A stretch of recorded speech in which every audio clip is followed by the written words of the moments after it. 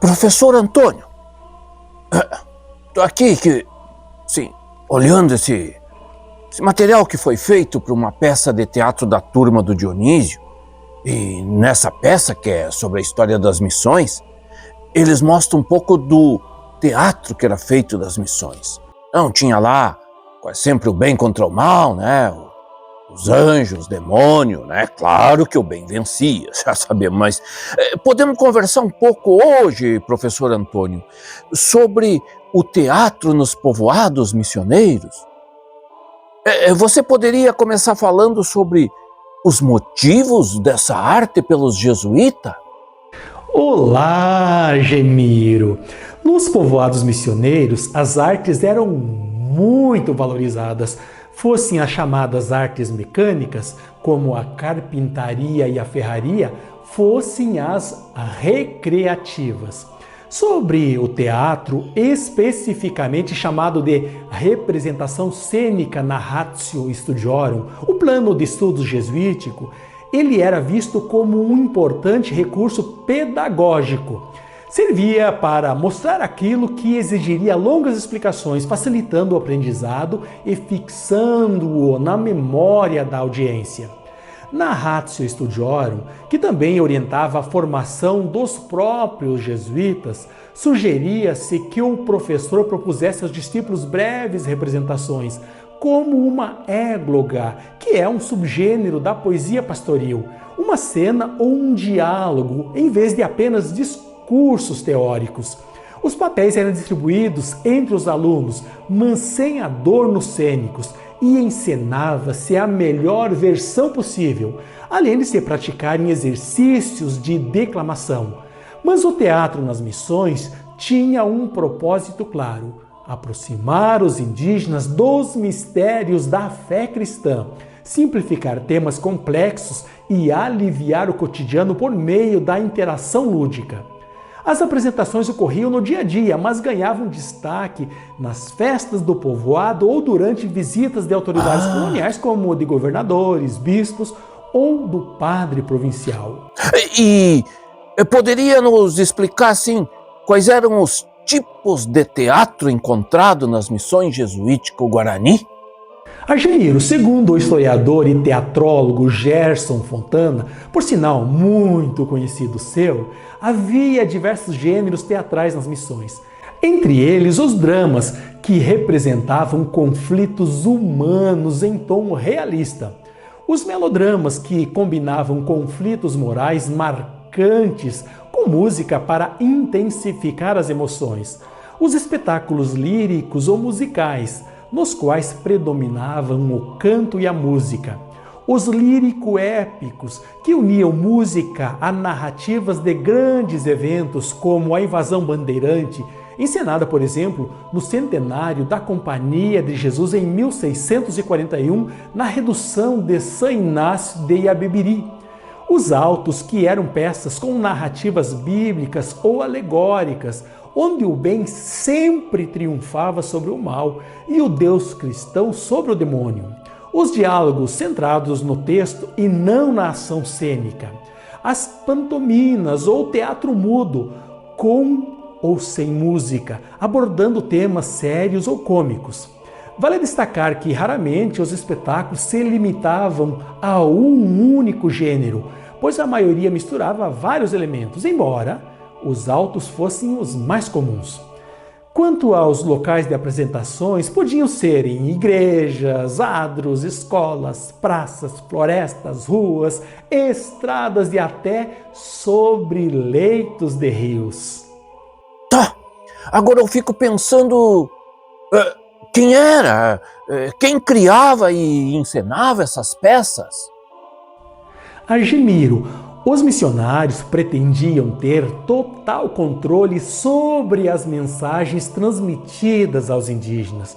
Então, a concepção teatral era a responsabilidade deles, em colaboração com professores indígenas. Já os atores eram os próprios indígenas, dançarinos, músicos, auxiliares dos padres, cavaleiros em cenas de guerra e outros que haviam passado pela escola do povoado. Mas interessante, sabe? E assim, ó, poderia nos citar então alguns exemplos de tipo de espetáculos encenados nas missões? Claro, Argemiro! O padre Romero registrou na carta annua de 1633 que, numa festa na redução de São Nicolau, encenou-se uma pantomima, teatro mudo, sobre a ceia pascal e a instituição da Eucaristia. O cenário incluía um cordeiro assado, os 12 apóstolos, Cristo, 3 demônios tentando Judas, um mendigo e um leitor de refeitório.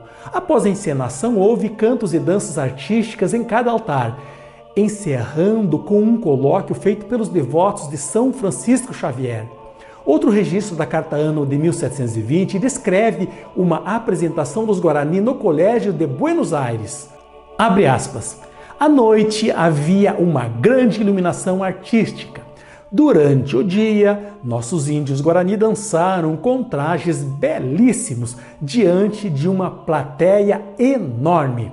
Representaram em castelhano um drama que entreteve o público por 2 horas, com tanta habilidade na declamação e interpretação que pareciam atores europeus profissionais. Sua pronúncia era tão pura que todos reconheceram seu domínio do idioma.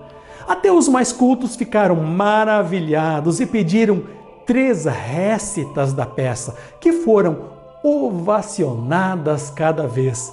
Fecha aspas. Agora, as festas acontecidas na província jesuítica do Paraguai como um todo para comemorar o centenário da Companhia de Jesus foram artisticamente muito bem produzidas, com grandes espetáculos teatrais. Por exemplo, no Colégio de Córdoba houve espetáculos pirotécnicos, incluindo na encenação uma hidra de 7 cabeças e um gigante representando a heresia, derrotado por um foguete lançado por Santo Inácio.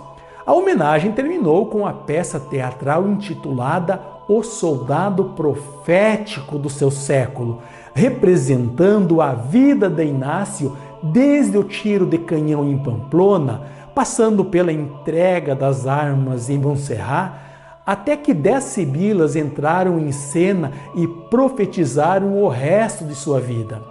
Em Buenos Aires, naquele momento destacou-se um alto sacramental em ação de graças com máscaras de soldados. No colégio aconteceram também apresentações de carros triunfais, um em forma de navio e outro de castelo, além de escaramuças de cavalos e apresentações de indígenas e africanos escravizados. Na redução de São Francisco Xavier, os indígenas de Boré encenaram a vitória contra os bandeirantes portugueses, destacando a junta que os caciques fizeram entre si para enfrentar os lusitanos e a fuga desesperada dos invasores. Já em Itapua, quando os padres das outras reduções chegaram, eles foram recepcionados no rio, e no caminho até o povoado saíam-lhes ao encontro, usando pernas de pau, um velho com a barba longa e crescida, de idade de 100 anos, representando o centenário da companhia, com outros 100 meninos pintados ao seu lado. Chegando no povoado, encontraram no curral 100 vacas. Adiante estavam 100 arcos para a procissão. Perto da igreja havia 100 luzes acesas e na sua porta 100 pães. Enfim, o teatro nas missões jesuíticas era muito bem trabalhado. Mas, e assim, de documento, de coisa que se usou lá naquele tempo, será que existe algum texto, algum roteiro desses espetáculos que se faziam nas missões jesuíticas?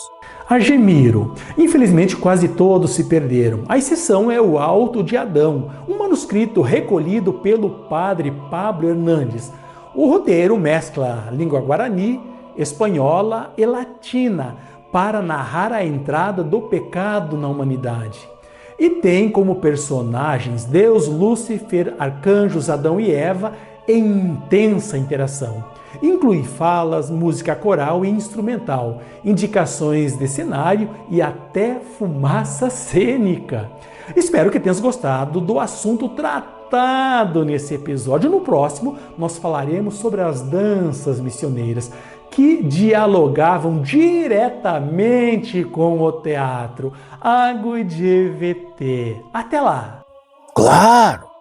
O teatro é uma arte que, na verdade, todos os povos sempre fizeram, né? A seu modo, claro. Muito interessante. De fundamento, professor. Obrigado.